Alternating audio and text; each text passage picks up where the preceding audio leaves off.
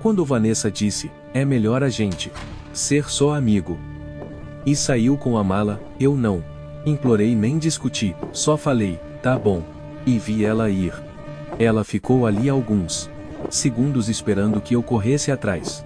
Ou prometesse mudar, mas eu só voltei pro notebook, como se nada demais tivesse acontecido. 2 anos depois. Meu negócio vale milhões e ela vive me ligando, aparecendo onde eu vou e dizendo que a gente errou e que nunca deixou de me amar. O curioso é que eu tratei ela como amiga depois que foi embora. E agora isso é exatamente o que ela menos quer. É maior que curte e se inscreve aí para não perder os próximos episódios. Vamos direto pra história. É maior que eu e Vanessa namoramos por 3 anos e moramos juntos nos últimos 18 meses num apartamento de 2 quartos, nada luxuoso, mas bom, no centro da cidade. Eu trabalhava como gerente de marketing digital, ganhando cerca de 78 mil por ano. Era um dinheiro ok, estável, nada absurdo, mas dava para viver bem. Vanessa trabalhava meio período numa boutique no centro, tirando algo em torno de 26 mil. E vivia falando que ia fazer cursos para crescer na carreira. Mas eu nunca vi ela terminar nenhum. Dirigia um Mar das 6 de 2018. Pagava a maior parte das contas e passava minhas noites depois do trabalho montando um negócio de consultoria por fora, porque eu queria mais da vida do que só um salário fixo. Vanessa gostava de coisas boas, brand caro, bolsa de grife que ela juntava dinheiro para comprar, viagens de fim de semana para regiões de vinho, e eu não me importava de bancar a maior parte porque achava que a gente estava construindo algo juntos. Os problemas começaram devagar, daquele jeito que você percebe, mas diz para si mesmo que está exagerando. Ela chegava em casa de eventos de networking às 11 da noite, cheirando a um perfume masculino que com certeza não era o meu. E quando eu perguntava como tinha sido, ela ficava na defensiva e dizia que eu era paranoico. Ela começou a falar cada vez mais de homens bem-sucedidos que conhecia nesses eventos, de como eles dirigiam carros de luxo, de como sabiam investir neles mesmos. Meu amigo Mark me avisou cedo. Ele dizia coisas tipo, cara, ela tá procurando coisa melhor. Você é só a rede de segurança enquanto ela testa o mercado. Mas eu ignorei. Porque eu amava ela e achava que ela me amava também. Eu trabalhava de 12 a 14 horas por dia, juntando meu emprego com o negócio paralelo, tentando construir algo de verdade. E ela reclamava que eu não era presente, que eu só pensava em trabalho, mesmo sendo esse trabalho que pagava exatamente o estilo de vida que ela queria ter. Aí veio a noite em que tudo mudou e, sendo sincero, eu devia ter visto isso chegando. Cheguei em casa por volta das 8 depois de uma ligação com o cliente. Passei para pegar comida tailandesa, porque eu sabia que ela gostava, e encontrei a Vanessa sentada à mesa da cozinha com uma energia estranha, formal demais, como se tivesse ensaiado aquilo. As mãos estavam juntas, e Toboki, o rosto sério, e eu soube antes mesmo dela falar que aquilo era planejado. Ela começou com Lucas, a gente precisa conversar. Eu coloquei a comida na mesa e sentei na frente dela. Ela fez um discurso sobre como vinha pensando muito, sobre como sentia que a gente queria coisas diferentes da vida. Disse que eu era seguro e estável, mas que ela precisava de alguém que combinasse com a ambição dela e que pudesse dar o estilo de vida que ela merecia sem ela ter que se preocupar com dinheiro. Então veio a frase que eu nunca vou esquecer. Ela me olhou nos olhos e disse, acho que é melhor a gente ser só amigo, como se estivesse me fazendo um favor. E eu fiquei ali alguns segundos digerindo aquilo e percebi algo que talvez eu já devesse ter entendido meses antes. Ela Não estava me deixando porque a gente não combinava. Ela estava me deixando porque tinha encontrado alguém com mais dinheiro e queria fazer isso parecer algo bonito. Eu podia ter discutido, pedido para ela repensar, prometido trabalhar menos, ganhar mais, qualquer coisa que ela quisesse ouvir. Mas eu só disse, tá bom, se é isso que você entaro. Ela piscou como se eu tivesse falado outra língua. Vi o rosto dela mudar de sério para confuso e depois para quase irritado. Ela claramente esperava que eu lutasse por ela, que eu desmoronasse, que eu desse aquela cena de filme em que o cara percebe o que está perdendo e implora para ela ficar. Em vez disso, eu perguntei se ela precisava de ajuda para arrumar as coisas ou se já tinha para onde ir. Naquela noite, totalmente calmo, como se a gente estivesse falando de um projeto de trabalho. Ela disse que ia ficar na casa de uma amiga e que voltaria no fim de semana para pegar o resto das coisas. Eu falei que tudo bem, que ia sair de casa para não ficar estranho e para ela pegar o que quisesse sem clima pesado. A confusão no rosto dela virou outra coisa. Talvez frustração, talvez decepção, mas ela não disse nada. Pegou a mala que já estava pronta no quarto e foi embora sem olhar para trás. Fiquei sozinho no apartamento silencioso. A comida tailandesa esfriando na mesa e em vez de tristeza senti um alívio estranho, como se eu tivesse carregando um peso sem perceber até ele sumir. Naquela noite, abri uma planilha e calculei exatamente quanto eu gastava com ela todo mês. Aluguel, comida, lazer, viagens, tudo. Dava algo em torno de $400 que agora ficaria no meu bolso. Dinheiro que eu podia reinvestir no meu negócio. No dia seguinte, acordei e fui trabalhar como se nada tivesse acontecido, porque sendo sincero, quase nada tinha mudado, além de eu não precisar mais fingir. O Mark me ligou na hora do almoço e perguntou como eu estava. Eu disse que estava bem, o que deixou ele mais confuso do que qualquer coisa. Ele esperava que eu surtasse, aparecesse bêbado na casa dele com raiva do mundo, mas isso nunca aconteceu. Em vez disso, eu me joguei no trabalho, tanto no emprego quanto na consultoria.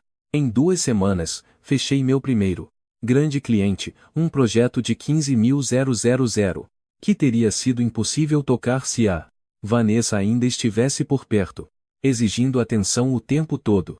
Lembro de ficar olhando o contrato na mesa e pensar que perder ela talvez tivesse sido a melhor decisão financeira da minha vida, mesmo sem eu ter escolhido isso.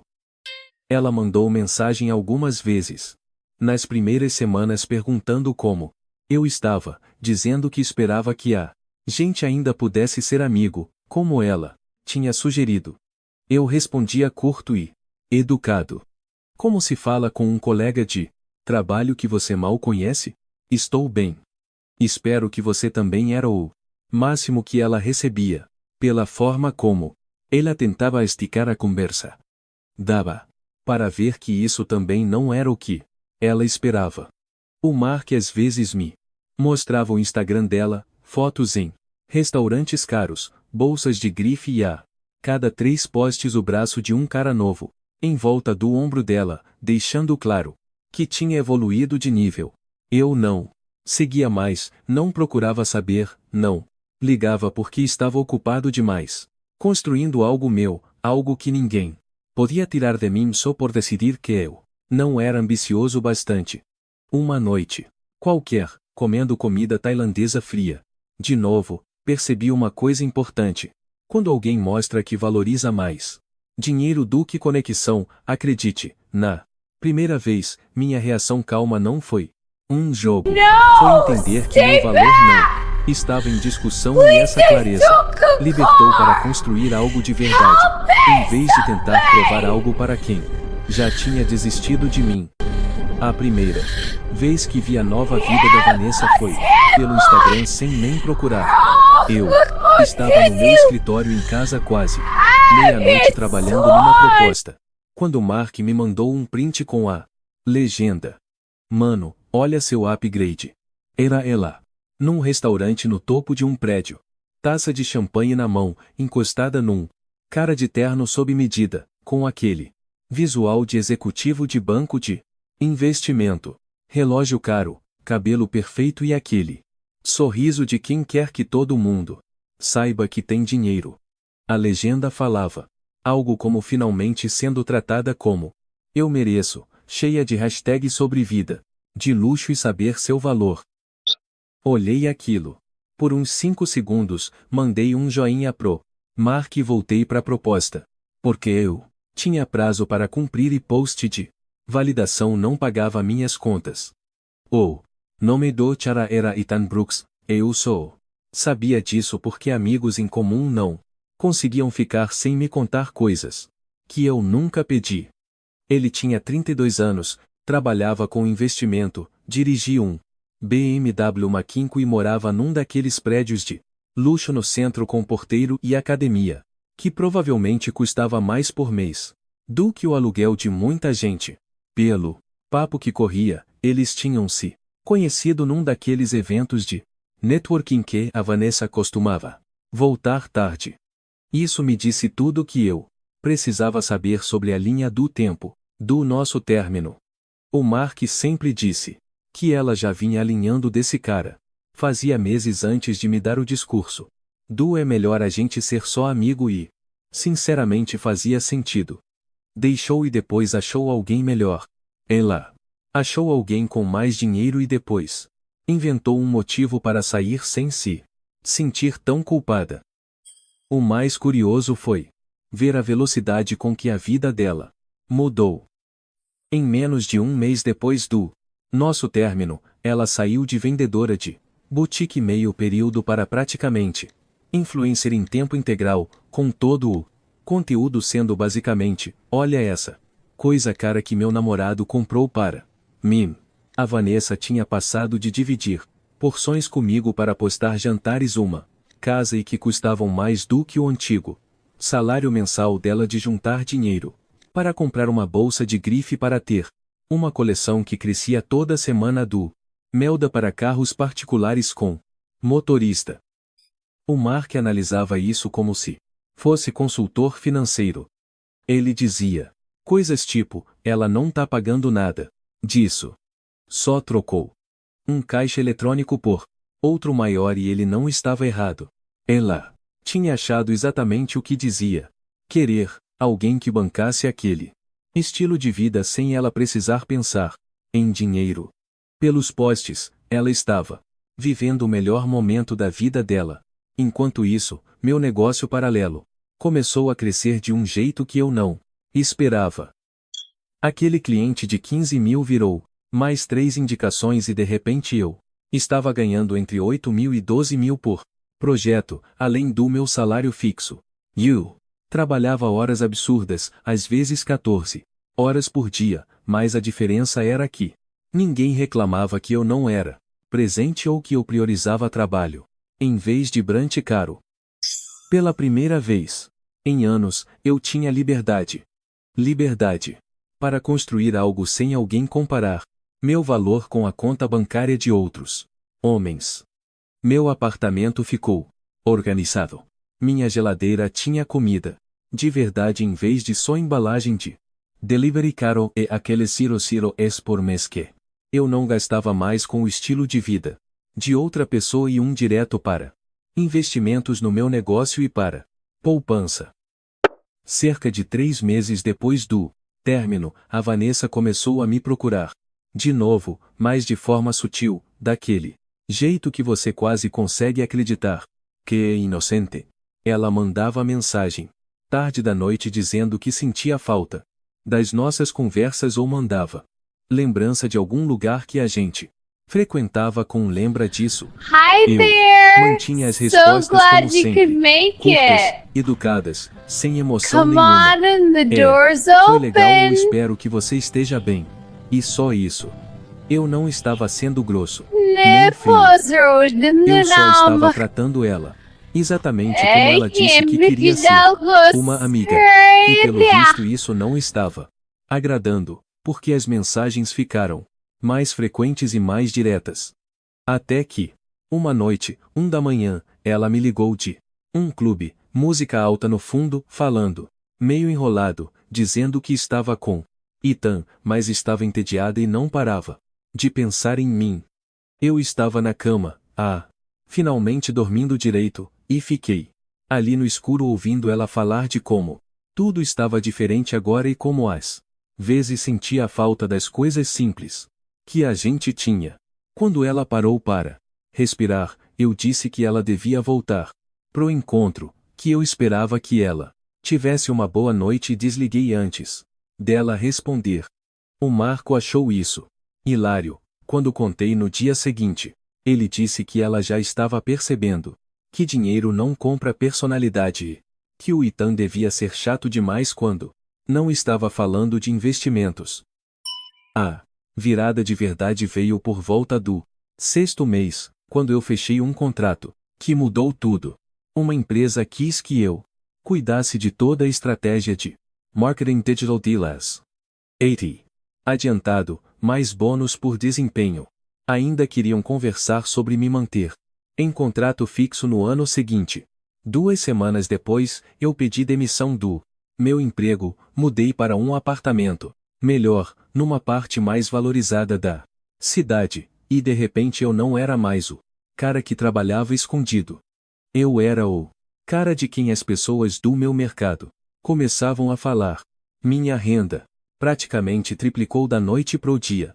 E pela primeira vez desde o término, eu senti que estava construindo a vida que eu sempre quis, em vez de só sobreviver e tentar provar algo para quem nunca se importou. Foi aí que a Vanessa começou a aparecer nos lugares onde eu ia. Era frequente demais para ser coincidência. Eu entrava num café que nunca tinha ido.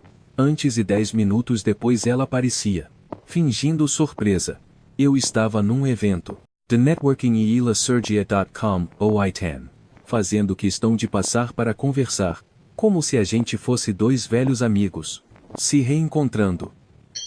Ela elogiava meu relógio novo, minhas roupas, perguntava do trabalho de um jeito que parecia mais curiosidade sobre quanto eu estava ganhando agora. O Ethan ficava ali do lado, entediado, mexendo no celular, enquanto ela arrumava motivo para esticar a conversa. Eu mantinha tudo superficial e educado e logo dava um jeito de sair para falar com literalmente qualquer outra pessoa. Mark começou a chamar ela de stalker financeira e, sinceramente, não estava muito longe da verdade.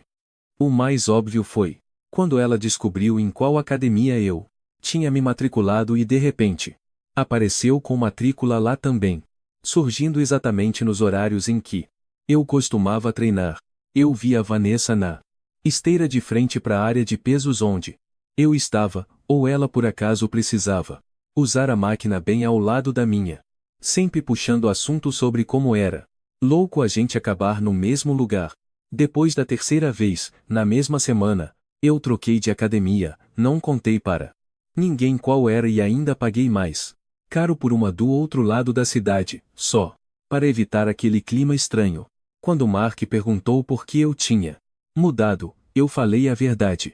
Ela estava caçando proximidade e eu não tinha interesse nenhum em ser plano B, nem curiosidade de ninguém. O que mais me marcou nisso tudo foi como as motivações dela estavam ficando cada vez mais óbvias. Ela não sentia falta de mim. Ela sentia falta da versão de mim, que eu estava me tornando a versão com dinheiro, sucesso e que podia dar a validação que ela queria sem ela depender só do Ita.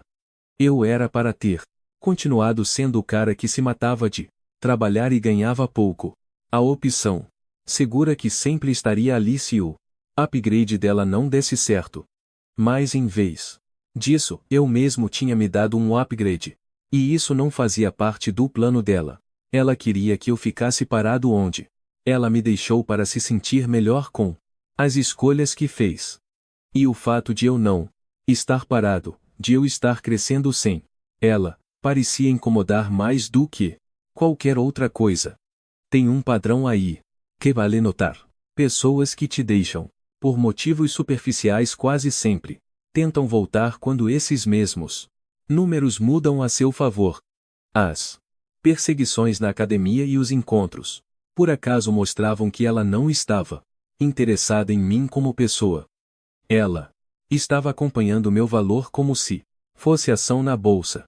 E isso diz tudo sobre o que eu realmente significava para ela. Na manhã em que a Vanessa apareceu no meu apartamento com uma mala, eu tinha acabado de sair de uma ligação com investidores que queriam colocar dinheiro para expandir minha agência. A gente estava falando de um acordo de 800 mil que me permitiria contratar uma equipe e crescer no país inteiro. Abri a porta achando que era entrega e encontrei ela ali com cara de choro, maquiagem borrada, cabelo preso. De qualquer jeito, segurando a mesma mala com que tinha ido embora 2 anos antes. Ela nem perguntou se podia entrar, já começou a falar. Disse que o Ethan tinha terminado com ela, que ele a chamou de exigente demais, difícil de agradar e que ela tinha percebido que tinha cometido um erro horrível ao me deixar. Eu fiquei na porta, não dei passagem, só escutei enquanto ela fazia o que parecia um discurso ensaiado sobre segundas chances e como o dinheiro não traz felicidade. O que ela não sabia.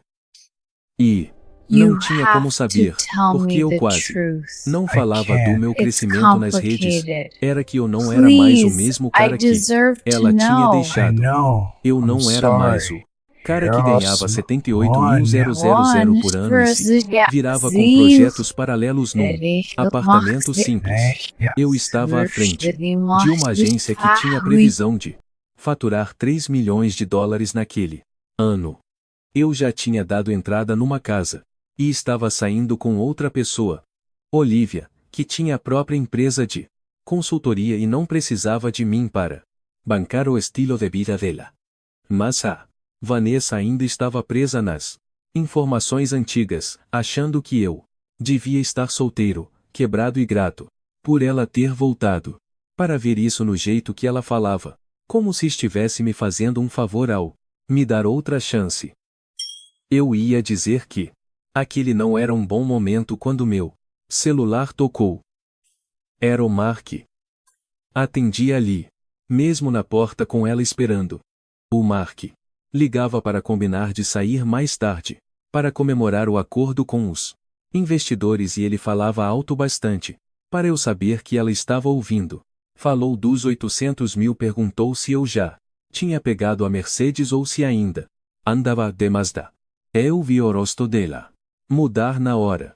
Vi cair a ficha de que algo grande tinha mudado desde a última vez que ela tinha checado a minha vida. Quando desliguei, ela perguntou direto se o que o Mark tinha dito era verdade, se meu negócio valia tudo aquilo. Agora, eu disse a verdade, estava indo bem, melhor do que eu mesmo esperava. A energia da conversa mudou na hora, como se alguém tivesse apertado um botão. Repente, ela não era mais a esrependida, pedindo perdão.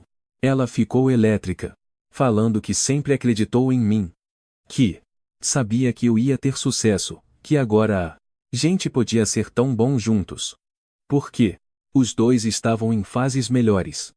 Ela começou a tocar no meu braço, a se aproximar, dizendo que o Ita nunca tinha entendido ela como eu entendia, que dinheiro não importava mais para ela, porque tinha aprendido que realmente era importante.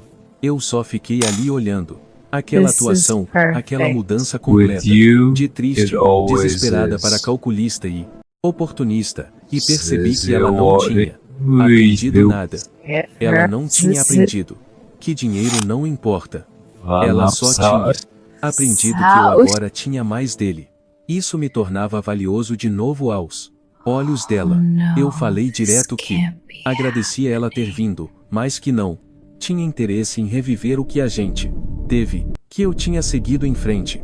Estava feliz com a vida que eu tinha Agora, ela tentou discutir, disse que eu estava sendo injusto, que todo mundo merecia uma segunda chance, que ela tinha mudado, crescido, que não era mais a mesma pessoa que foi embora. E eu lembrei que ela apareceu com Mala no mesmo dia em que o Ethan terminou com ela. E que se ela realmente tivesse mudado, teria me procurado meses antes. Quando eu ainda morava no apartamento antigo e, não só depois de saber do meu sucesso, ela ficou na defensiva, elevou a voz, dizendo que eu estava distorcendo tudo e que ela se importava de verdade comigo, que isso não tinha nada a ver com dinheiro. Então eu perguntei direto, se eu ainda estivesse ganhando 78. Não, não, não, não, não. Ei. Dirigindo Mazda, ela estaria ali agora. Com aquela mala? Ela não soube responder, ficou só abrindo e fechando a boca, tentando achar palavras que não provassem meu ponto. Foi aí que ela começou a chorar de novo, mas dessa vez parecia mais raiva do que tristeza. Ela levantou a voz a ponto de eu ver o vizinho do outro lado do corredor abrir a porta para ver o que estava acontecendo. Ela me acusou de ser cruel, de guardar rancor, de nunca ter me amado. De verdade, se eu conseguia fechar a porta para ela assim depois de tudo que a gente viveu. Eu continuei calmo e disse que não estava fechando a porta para ela. Só estava tratando ela exatamente como ela tinha pedido 2 anos antes, como amiga. E amigos não moram juntos, nem voltam depois de términos cheios de bagunça. Ela até riu. Um riso amargo e disse que eu estava sendo mesquinho e que ia me arrepender quando percebesse como conexão de verdade é rara. Eu respondi que tinha encontrado conexão de verdade com alguém, que não precisava que eu provasse meu valor com extrato bancário. Aquilo pareceu ser o limite para ela. Ela pegou a mala e disse que eu tinha mudado e não para melhor. Uns 10 minutos depois que ela foi embora, o Mark chegou. Eu contei tudo para ele sentado na sala. Na hora, ele pegou o celular e mostrou que tinha gravado parte da discussão no corredor, porque tinha chegado bem quando ela começou a gritar e quis ter prova caso ela tentasse inventar alguma história. Depois, a gente assistiu e foi quase estranho me ver tão calmo enquanto ela se perdia. E o Mark ia pausando para mostrar os momentos em que dava para ver ela calculando, mudando de estratégia, tentando vários jeitos para conseguir a reação que queria. Ele disse que eu tinha lidado perfeitamente com aquilo, que tem gente que só te valoriza quando acha que você é valioso para os outros e que a Vanessa tinha mostrado quem ela era 2 vezes, quando foi embora e quando tentou voltar. Se meses depois, meu negócio bateu 2 milhões de dólares de faturamento. Eu já tinha me mudado para minha casa, comprado o Mercedes SL e eu e a Olivia estávamos planejando uma viagem para Europa. Fiquei sabendo por amigos em comum que a Vanessa tinha voltado a morar com os pais depois de torrar o pouco dinheiro que tinha, que estava trabalhando num call center e postando coisas vagas nas redes sobre se encontrar e aprender lições difíceis. Eu não senti pena dela, nem me senti vingado. Só senti gratidão. Gratidão por ela ter ido embora quando foi, por eu nunca ter implorado para ela ficar. Por às vezes o lixo realmente se jogar fora, sozinho e te dar espaço para construir algo melhor do que você jamais conseguiria com peso morto te segurando.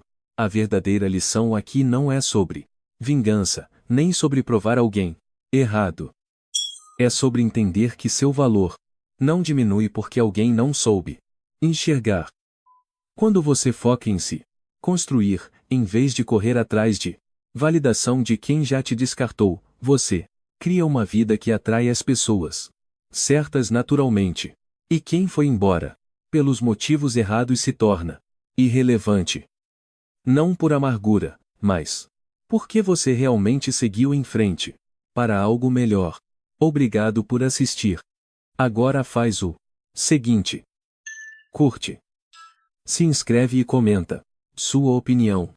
Quero saber o que você faria nessa situação.